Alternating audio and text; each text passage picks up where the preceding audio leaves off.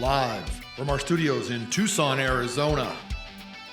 For the millions of fans listening around the world, from Long Realty with John Smith and Matt Bollinger, let's get ready to talk real estate.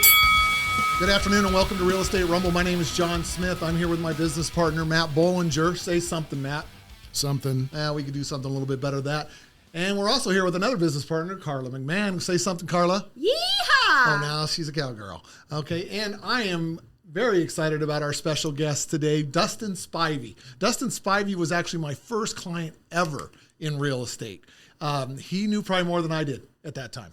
Okay, and that's sad. That's terrifying. But say hello, Dustin. Hello. Okay, of course. Dustin, when he first walked into an open house, basically, we didn't know whether he could buy a house or not. So tell me a little bit about what that happened, Dustin, because if you can remember. Oh, man. Yeah, this is almost 8 years ago now. Nikki and I were looking for our first house. I was working a lot, so she was kind of out doing a lot of the adventuring, but we saw a sign on this house we liked down like Speedway and Craycroft area. And that was a crazy house. Yes, it was. There was a lot going on in that house. Definitely some like artists or something lived in that house before. Very musical. I think the garage was like a music studio for like instruments or something. And then they had this like weird winding staircase to a loft. And I'm not a slender dude. I'm kind of a little bit on the chubby side. It was interesting. Or the thick side, whatever you'd say. But I don't think I could get up the stairs. It was that steep. They were bad. Yeah, I used to go, y'all go check that out. You know, but you walked in not knowing whether you could buy a house. And I think those were the words to me. Yep. Never bought a house before. Didn't know if we could buy a house. Ran into you by chance. We were looking to meet with your team at the time.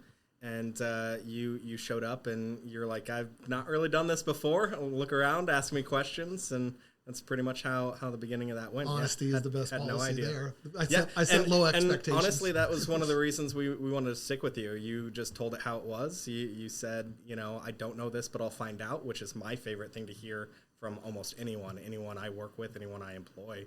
I don't know, but I'll find out is probably like my favorite phrase. One of the reasons I wanted to have you as a guest, you have experienced home buying from beginning to a weird different kind of market where interest rates, I believe, were in the 5s at the time, if I recall. And you've gone to the Corona interest rates, which plummeted everything. And then now we're back up. And you have not only purchased at a low rate, but then you also refinanced at some point, if I recall. Yep. And then you have tried to make purchases in this market. Not any fault of your own, we weren't successful. Yep. But so I kind of wanted to get like a full 360 on what that you thought that looked like in your experience. Listen, you know that we're great agents, so we could sit here all day and talk about how amazing you are. Yeah. All you have to do is ask us. So I don't want this to turn into a major endorsement, which I just turned it into. But what I want to hear is frustrations. Was it easygoing? Was it? I mean, I recall, if you don't mind me saying, you had gotten hired by Raytheon, and then a lender that we had been using, actually used your school as your work experience. Interesting. Yeah, and so did you not remember that? No. Okay, so you didn't have a job before, right? And then so they used your grades. That's right. Yeah. Yep. So I do remember. Yeah, I remember getting the transcripts ready for that now. That's right. Yeah, and so that's Mary? That was Mary. Yep. So so when you first went in to buy a house, tell us a little bit. Was you nervous? Was you a little shaky? Did you think it wasn't going to happen? Did you think I was crazy? Still think you're crazy. Okay, that's probably fair. Yeah. Definitely worried. That's a big thing. It was our first real financial major purchase, and we were coming out of college poor as hell, and I'd been working for a few months, so money was just weird that it even existed at that point. And making a financial lock on a decision like that was very stressful. So at the time, one compliment I'm going to give you as a first-time home buyer, he set a realistic budget for himself. How many times? Very important. Yeah, man. How many times do we have first-time home buyers who got qualified for a certain amount, and then they shop at the top of that amount? Every time. Almost every time. In fact, my budget was so reasonable that I think it frustrated the hell out of you. And it continues to frustrate the hell out of you years later. But you know what? The money that we could buy houses at that price at that time. It was not an unreasonable ask. Yep. You purchased the house. Your wife picked out the house, I think, probably more so. And we know she loves it. Yes, she and does. so it's Still. been that way. So you've been there for 8 years. Yeah. One of the things that you use, and if you guys could jump in, because you guys got some experience as well as, with people with down payment assistance programs. What was your experience like that? And be truthful, because I know some people, they're happy they did it. Some people wish they never did it. What about you? I'm happy I did it, but I wish I knew a little bit more before I did it. Not about the terms of the first-time home buyer program, but I wish I had really the forethought to refi sooner on it than I did. I should have just got it and then refied it right away. Personally, Right. Because the rates were lower, Right. Than they were with the first-time home buyer program. But you look at that right now, and anyone would jump on it. Right. In a And so second. I think it's like a point. It was 425. Okay. At the time, And that's with down payment assistance. that was with down payment assistance. So is that one of the programs that? They gave me Every year you 10% get- so long as I lived in the house for 5 years. Okay, all right. 5 years. And then if you didn't live in the house, Or refied it, I- or it- refinanced it.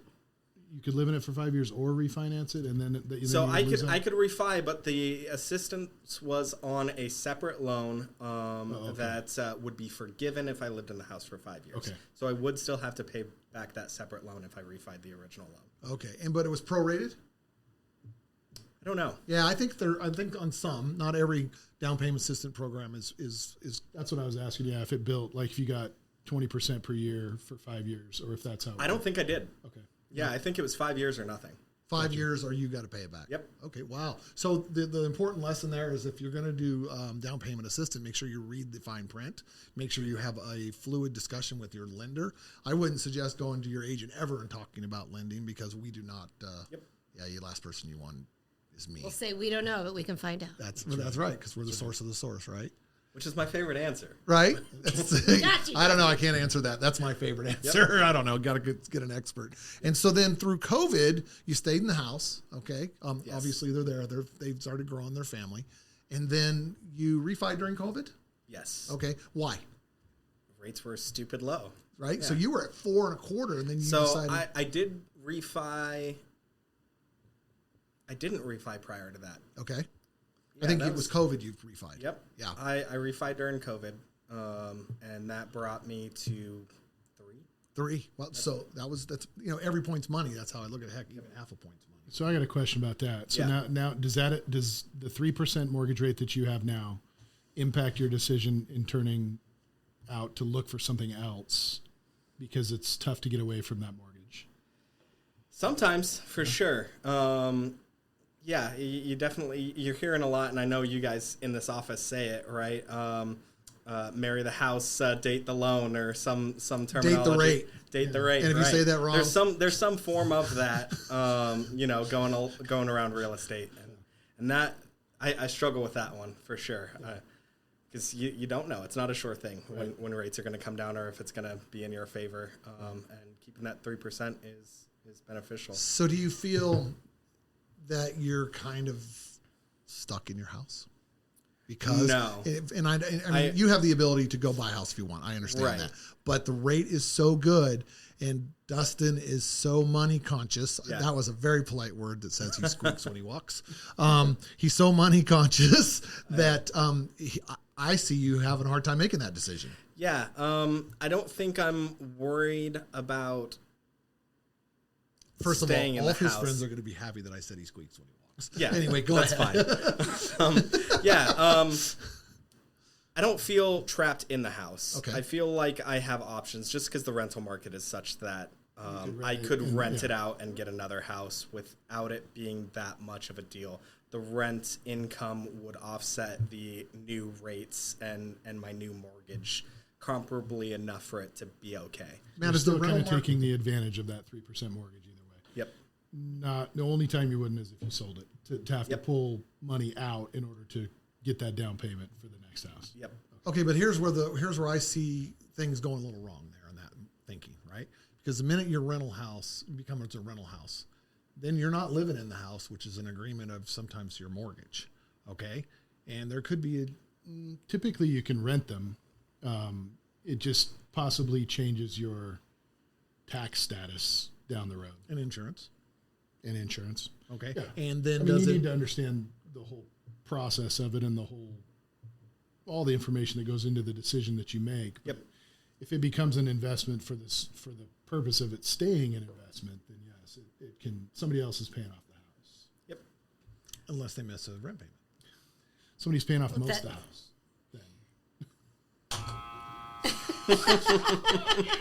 Well, I like the rental because then you can rent it for whatever above your mortgage payment, put a little in a savings that anytime that house needs any repairs, it pays for itself.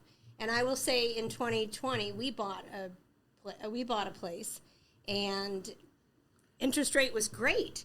And they're like, well, are you going to live here for... Well, we could if we could have that interest rate, but we're like, well, we would rather have this little higher interest rate and refi our home that we live in and remodel it and have that interest rate. So to answer that question, like if you buy a house and get that interest rate and live in it for 5 years, you've already lived in it for 5 years, now you can rent it out and still have that interest rate. And yeah. Please check with your accountant on any information given. So, of course. but Other I things am to not be an aware of, accountant. like- I'm not an expert. Okay, but wait, Like information. property But gains And tax. I'm not a that's where I'm lender, going. but- That's where I'm going Yeah. next. Yes. And there are certain stipulations as to how long you Sure. have to have lived in the house to not, have to deal with certain property gains, or your property Yep. gain liability will be But that's if you lessened, or- sell the house and you lived in it 3 of the last 5 years. Yep. But what happens I think it's the 2. minute you turn it into an income property, then it's looked at totally different, right? Because now Temporarily, yeah. You can always move back into it if that was If you have to. something that you wanted Put it to in do. an LLC, so keep it away from you. But again, so you we're not don't get- CPAs, so We're not. Okay, supposed to sorry, comment I'm on the going down a taxes. little wrong path. But I like that you have options and you know you have options. Well, I think the consumer needs to pick up out of this is if you've picked up from the very beginning, he set a budget, he didn't go beyond that budget, okay, and he taught me as a brand new agent, taught me that if I made him go beyond that budget, he was going to get a new agent. Not that we're at odds, but he made it perfectly clear. So he took control of our transaction. Okay. He led the transaction with his expectations, which is amazing for an agent, right? Because you don't know when to push. You don't know when to go, hey, would you like to look at a house $10,000 more? Well, the answer is no. If they give you a budget, we want to stick to the budget. And then when we stick to that budget, the only time I would ever go over someone's budget if they threaten to fire me for not writing something over budget. Okay. But other than that, I'm going to play the figure. They're going, hey, remember that conversation we had?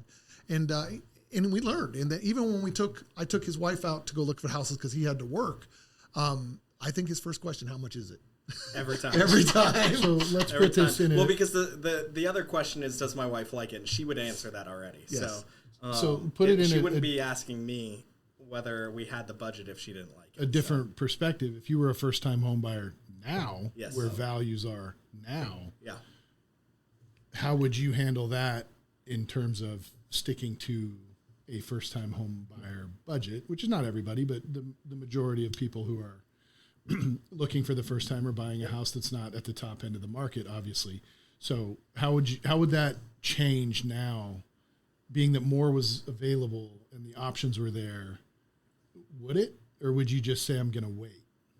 I don't know. Budgets change too, right? My budget now is not. I know your budget, the but if budget you I were- had then. Same right? thing. Same No, budget. sure.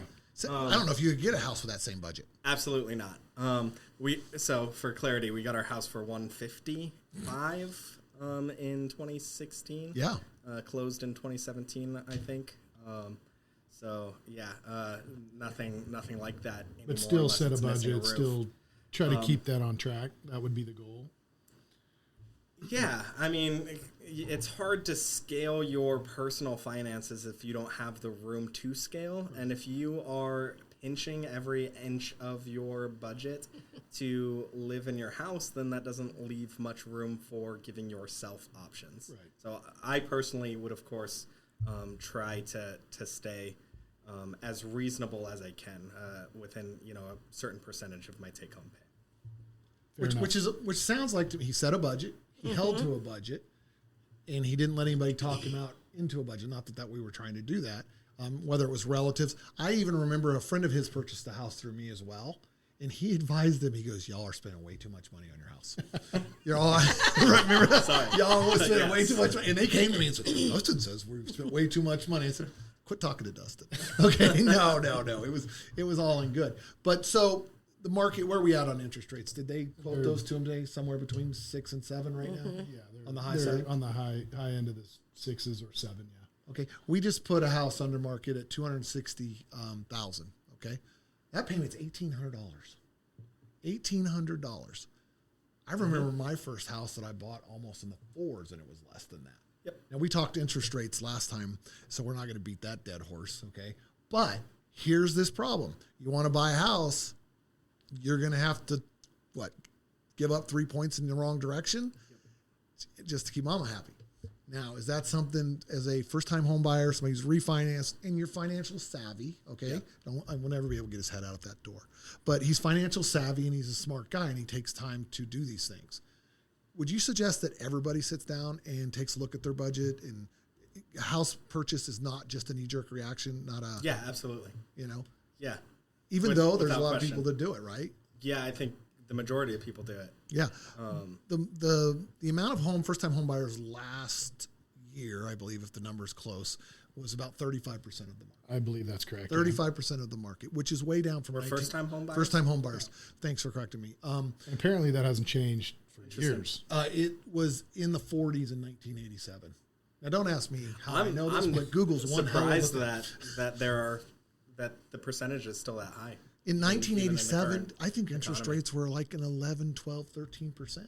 Yep. Okay. So even like Ryan said, we're still at all-time lows comparatively. Okay. On the average. On average, yeah. Okay. But people are still hesitant. What do you think? You got to weigh income versus cost of houses now too, Yeah. right? Like the income to cost of house ratio was way different, back then when interest rates were in the 11s, 13s than they are now. Salaries just have not at all kept up with the rate of when rates were like in costs, like et cetera. 1980 or 81 or whatever, when rates were 17, 18, 19%, Yep. it was like home prices were like 2 times annual salary or something like that. I mean, totally wedding different than ring what we now. have now. Right. Yeah, it's totally different than what we're looking at now. And so that perspective is very different for people when they're going out to look. We're in a 2-income house buying market pretty much everywhere now. I mean, it's tough on one. Okay, to make that so happen. let's just say you have. I know people who have. It seems like an endless supply of money, resources, etc.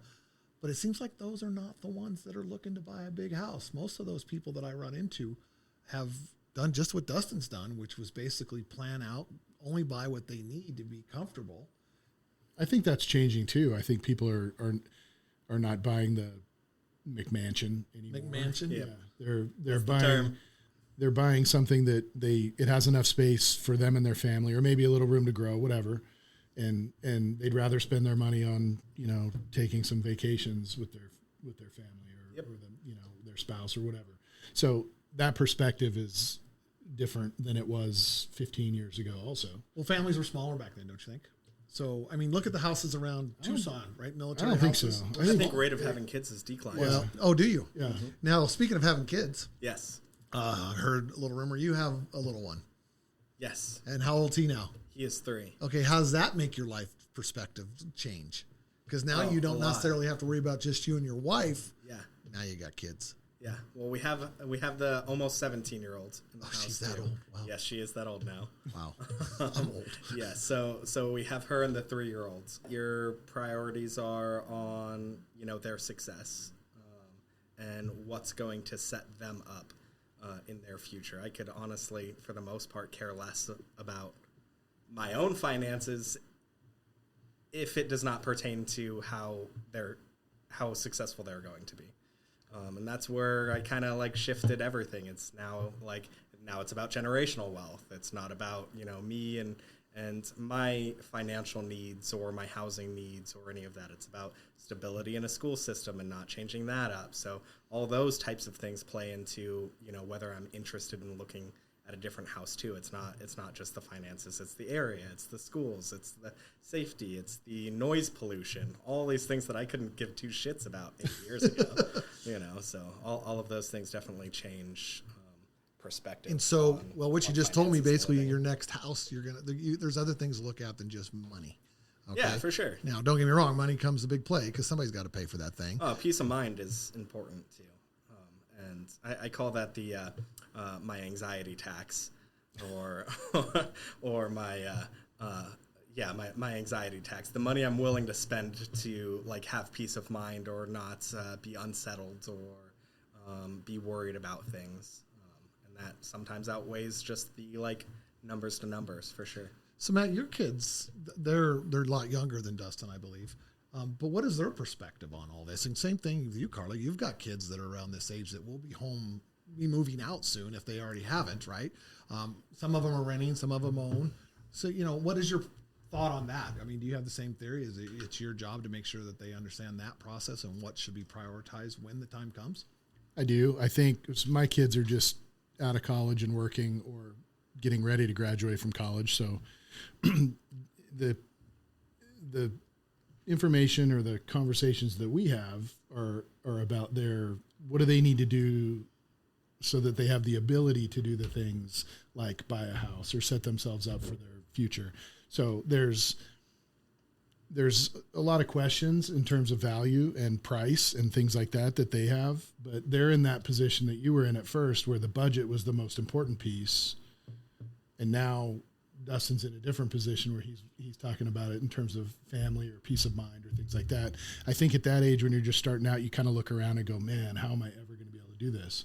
So we have tried to step in and help speed that process up for the same reasons that Dustin gave. It's changed over the, our lives in terms of what's important and where we think that money is best spent. And I think that part of it for us is to try to help, as long as they're not give, but help. It's more of as long as they're doing the things that they need to do, then we're happy to participate. So that's kind of where that generation is the worries are there because of values and interest rates and those things. But again, that's no different than it's been forever for first-time home buyers. So that too shall pass, I guess is kind of how it is. And their lives will move on and they'll become, more successful and they'll make more money as long as they continue to work. And I think that, things will work themselves out. It's just really hard for, I think, young people that are just starting out to say, how am I going to do this? But that hasn't changed. Like I said, it's been the same for decades. Well, hey guys, let's take a really quick break, and then what we'll do is we'll come back and have Karla answer the same question because I know she's over there hopping in her chair and wants to talk about her kids because that's one of the most important things in her life. So this is John Smith and Matt Bollinger with Real Estate Rumble. We'll be back with Dustin Spivey and somebody who's ran the gamut of home purchases from first-time home buyer to experienced home owner. So give us a little bit, and we'll be right back. If you have any questions about today's show, feel free to reach out to us directly at Smith & Bollinger at longrealty.com. And always remember, we're here for you for all your real estate needs. Whether it's residential, commercial, investment, or land, we got you covered. Hey, welcome back to the Real Estate Rumble with John and Matt. Once again, I'm here with Karla, Matt, and our special guest, Dustin Spivey. And we're kind of talking about the home buying experience from the very beginning on the first-time buyer process, all the way to refinancing, to all the way about thinking about buying another house when interest rates are high, low, or in the middle. But right before the break, we were talking to Karla about her kids and what her kids and her strategy is with them because they doing something a little different, right, Karla? Well, my kids are about the same age as Matt's kids. I have one year left in college. I have one that has moved to Colorado Springs, and she's a vet. She works at the zoo. She's a zookeeper at the Colorado Springs Cheyenne Mountain Zoo. So my kids have talked about Caitlin went to Colorado with the savings account. She hard worker, but she still has it. She never asked us for help with rent, so she does have to dig into that a little bit. So why didn't she buy, Karla? Because right now, she doesn't know, first of all, where she's going to be in the next year or two. She's not sure she's going to stay at this zoo. There could be a opening in the Denver Zoo or the Cincinnati Zoo. She wants to stay with animals, but she doesn't know that she's going to stay there, so she doesn't want to spend her, savings in a house that she may not live in the next 2 years. I'm going to stop real quick because I got a question for Matt on that. Matt, does that make financial sense? Can you invest your money into real estate and get a better rate of return than you would if you left it in the bank, depending on where it is, or is that just another gamble? Is an impossible question to answer, but It is. it's all personal. It's all about personal goals. I can fully respect, where your daughter's coming from. I'm only in allowed terms to of push that button twice. not knowing where she's going to be. I think if she gets established somewhere and she feels like it's the right time, then it's the right time. But there's nothing wrong with renting until you're ready. I mean, there's nothing in the market that says you have to do this. Somebody could rent for their whole entire lives and be just fine. But if and COVID be hit- set up financially. I mean, they could do other things with their money instead of real estate. I mean, it's Right, if all you're what not you ready. do with your money. Yeah. If you're And not she- ready, a money market, a high yield savings account, something like that, at least, it's not like, it's not in a federal credit union where it's like 0.012%. And it's on a your lot more money or liquid something, than real estate. Yeah, All absolutely. right, but what if interest Yes. rates drops down to COVID? What if they go down to the 2s? I'd buy 3 houses tomorrow. So if you had a lot of disposable income, my daughter doesn't have a lot of disposable She's got that income. sweet bank account. So, but would she have to put it all down for even Yeah. because the prices are so expensive? Maybe Colorado's a little higher than Tucson. I think where we're getting out of this is, But it's all personal. Even what you think's a lot, like that's maybe 3% of a house because homes are on the high side right now. So, and then you would leave, and we've taught our kids, you need to have long-term savings, short-term savings, at least 3 months of your income in case you lose your job, so she doesn't want to work for So in 5 other years words, she's being smart. to build that up. So who taught her that, Dan or you? Oh, that'd be Sounds Dan. like Dave Ramsey. Would that be the Dave Ramsey? Justin. You got Dustin Ramsey. Sounds like Dave Ramsey. You got your savings account, your 3 months savings aside. It was Larry the bread man who also told us Okay, don't go who- 25% of your Who is Larry the income. breadman? Because I've heard of the milkman, and that's a whole nother conversation. So who's this breadman dude? When we first got married and had no money, we went to this coffee bus that was parked at Craycroft and Broadway, and he would come in every day, and we'd be there, and we just started a conversation. Yeah, and I he thought was you were a going to say he was running it. I'm like, taking your financial advice from the coffee cart. and he was just a financial advisor. good We had advice, no too, idea, actually. right? Really we good just advice. started talking because I like to talk to people, and he said, in my past life in New York, I owned a bread company, but liked finances so much, so we called him Larry the Bread Man, and he's the one that told us the long-term savings, short-term savings, and the 25% of your income should go to your mortgage and no more than that, so you So can have a life. On the break, which is all great advice, by the way. Okay. But I'm not a financial advisor, so. Okay, but we can ask Dustin what he does. How does he figure his budget out?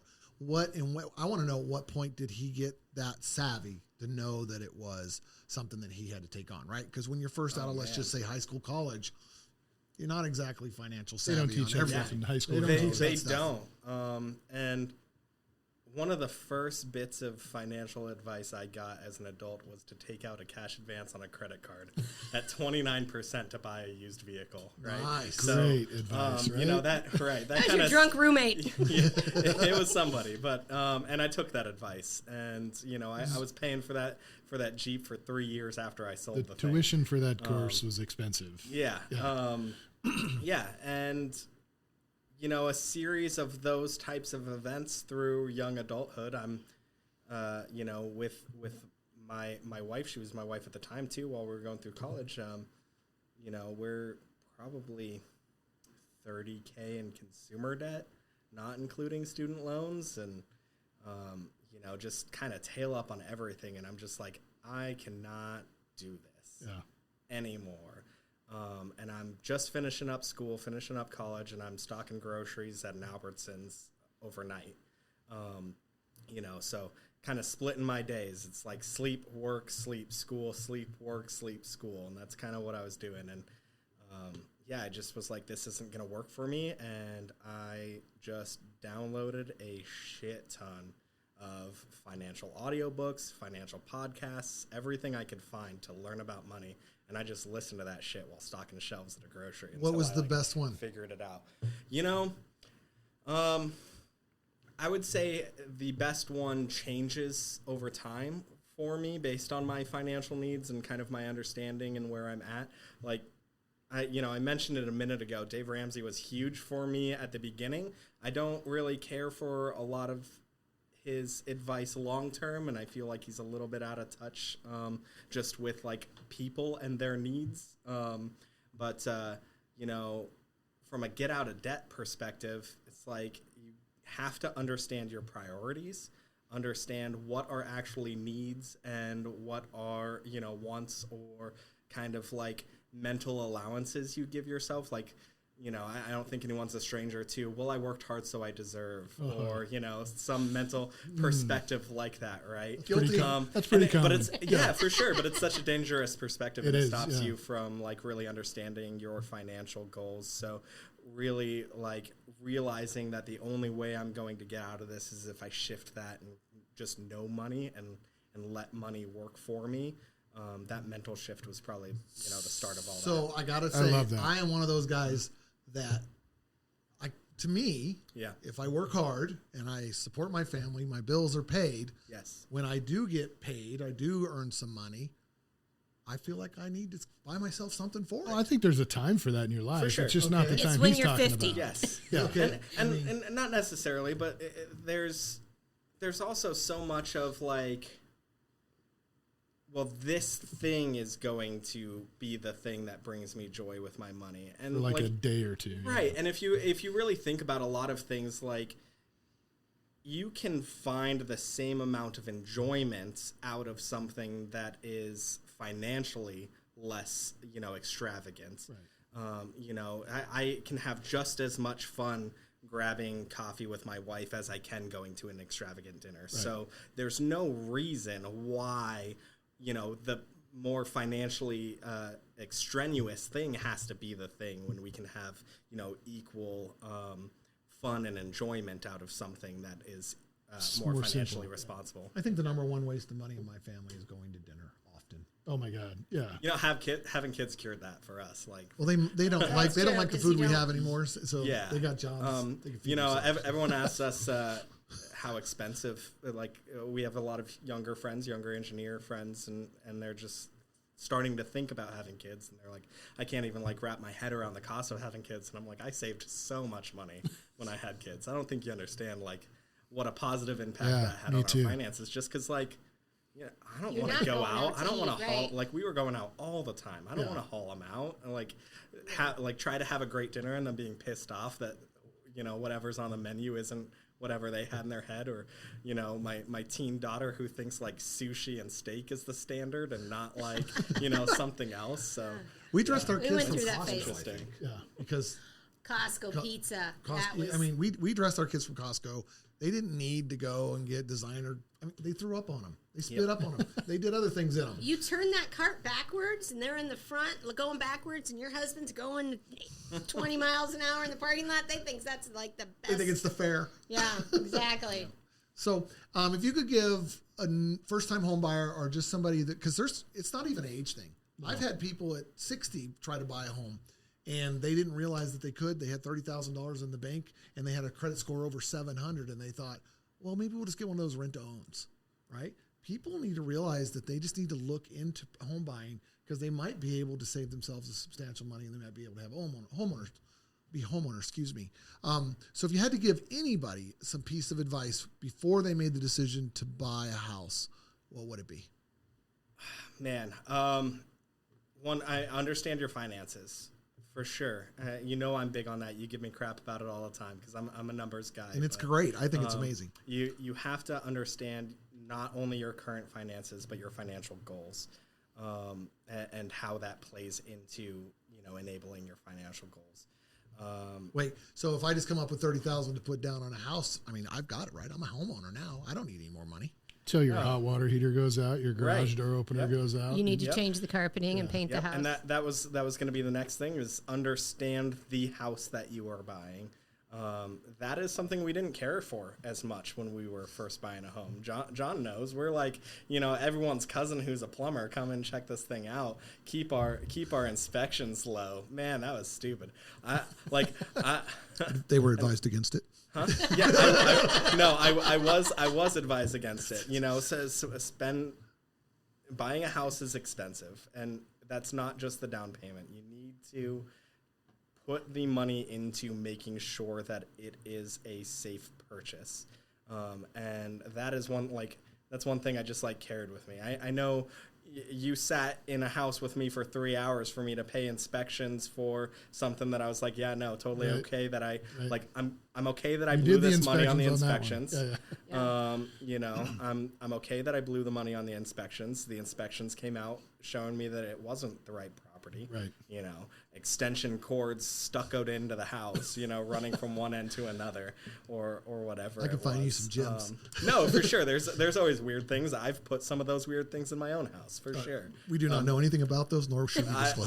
I did not elaborate. But you know, know your finances and know. So that's number one. And it's number two too, right? Know what you're buying when you buy a house. Then number three. But it's not just the mortgage payment. I think that's absolutely not. Yeah. It's mortgage payment. It's PMI, which we had early on. And what's PMI? Tell them. Private mortgage insurance, Yep, I believe is the acronym. And I believe if you have a loan to value ratio of like above 80%, you have to have a PMI. I don't know if that's still true, but it was then. And not only that, but you have to pay it down past 78% or lower to have them automatically remove it without you like being aware and calling the lender and telling them to remove your PMI. So that's like an additional expense on your monthly payment. And then, you know, home insurance and homeowners insurance, or property insurance and homeowners insurance. And then, you know, anything else that gets wrapped up in escrow. Right. And then maintenance, everything else. Taxes. There's taxes when you own a home. And that roof, that air conditioning, that saguaro cactus that the neighbor has that falls in your yard. I mean, curtains. Yeah. The amount of people who walk in the house and they're like, this house is great. And then it's like, man, just the curtain rods and curtains alone are going to set me back on every window in this house. Like, you don't really think about those things. You don't, because you're so enamored with the house, right? I'm getting the house, baby. Right? Like that's it. And so a lot of people, that's kind of how flips kind of come in, is everybody goes in and they just see all that pretty stuff, right? They see that new tile, they see that new paint. And so they're like, this is the one. And then when they unearth the electrical cord in the wall. Yes. And so basically what you're saying is that the benefit and the enjoyment of the home, having planned ahead of time, is significantly better, significantly higher than the alternative. Yeah. So because of the planning that you did ahead of time, you were in a lot better position to be able to take care of some of those other things. Yeah, I'd actually say I lacked to plan on some of those things. I had the finances on lock, but like I said, I didn't give a crap about the state of the house. I cared whether I could afford the house. Okay. And I paid the cheapest person I could find to inspect the house and tell me, like, just give me the green light so I can move into this thing and feel good about it, you know? So I definitely have paid for that decision over years too. So, you know, make sure you understand the property you're buying and that you're truly okay, you know, with the things that, you know, come up in any property, because there's things in any property. Things will always come up. So we're going to get ready to wind up. Okay, but I wanted to point out a couple things. One, Dustin, thanks for taking the time. I appreciate it very much. I know Dustin, you worked thanks. all day. Number two, I remember when I brought Dustin his keys for the very first time, he was having a bunch of people move in, and I stood in their living room, and I was all proud that I sold a house. My wife had to say, "It's time for us to leave." We were hanging out. I was hanging out. I was part of the party. This is work. Let's go. That's it. So, thanks again. Appreciate you taking the time. We'll definitely have Great you back. info. Just Appreciate great it. info Yeah, it for was anybody great not meeting not anybody that's just a first time home buyer. That's anybody that's a home buyer. I think financials is your first step. I can get you a house. I can find you a house, and I could probably find a lender that'll finance that house for you, one way or another. But you got to be able to afford it. I don't want you to be house broke. Right. Okay. I Know don't what want you're you getting into. I want you to sit in a house that has no curtains. Yeah. And you're sitting on the floor and wondering, guess I'm going to have water for dinner. I mean, there is people out there for a long time that can just afford to sit in their house. Yep. That is never a goal, right? Right. So, Matt, you want to say anything in closing? I appreciate it very much, Dustin, for coming in and giving a lot of good information. I think it'll be helpful for somebody who's out there thinking about what their next step's going to be in terms of buying a house or just planning to buy a house. So really appreciate it. Yeah, no problem. Yeah, Karla, can I get a big yeehaw? A big yeehaw. And I do love, it when you don't have a lot of money and you have to spend that $400 for a home inspection, You just have to know, like you said, it is going to be worth it in the next 5 years. Yep. Because if I don't spend that $400 finding something, a $5,000 thing that maybe a home inspector could have found out. Yep. And also, you know, I don't want to encourage people to rent if they can buy, but also Sometimes it's the right thing to sometimes do. when you're young and you're in your 20s and you can call someone and say, hey, come fix this. And Yeah. There's a lot of appeal to that, in that to me currently. And not to go long, but people in California have to rent. because they can't absolutely. afford And to- yeah. And, you know, I mean, which you is can't live with your parents There's a lot of forever, people- Caitlin and there's a lot of people Kevin. here that are in that situation. A lot of people here. There are a lot of people everywhere that are in that situation. It's just understanding where you are. I think that's the big takeaway for me Yeah. that Dustin brought up is understanding where you are financially now, understanding what your goals are going forward, and is now the right time to accomplish the first step of that and then move towards accomplishing the longer term goals. But I think to really, really sit down and put pen to paper and understand where you are financially is obviously, it seems like it should be obvious, the first step, but it's the most important one. And I think that you pretty much explained that to everybody. Yeah. And if it takes a year or two to get there, good for you. So hey, this is our episode number 2. We're going to wrap it up again. Thanks to Dustin, Karla, and of course Matt. Matt and John's known as the heavyweights in the real estate business for a reason. Not The funny. gun show. Not funny. Not funny. I'm looking slim. Round of applause. Okay. But thanks for joining us, and we'll be back in next week. I think we got another one coming. Please, if you ever have any questions, please give us a call. All right. Thank you again. Thanks, Dustin. Cheers. Cheers. Cheers. Thank you for listening to today's episode of Real Estate Rumble. It's proudly produced and edited by Unestablished Media.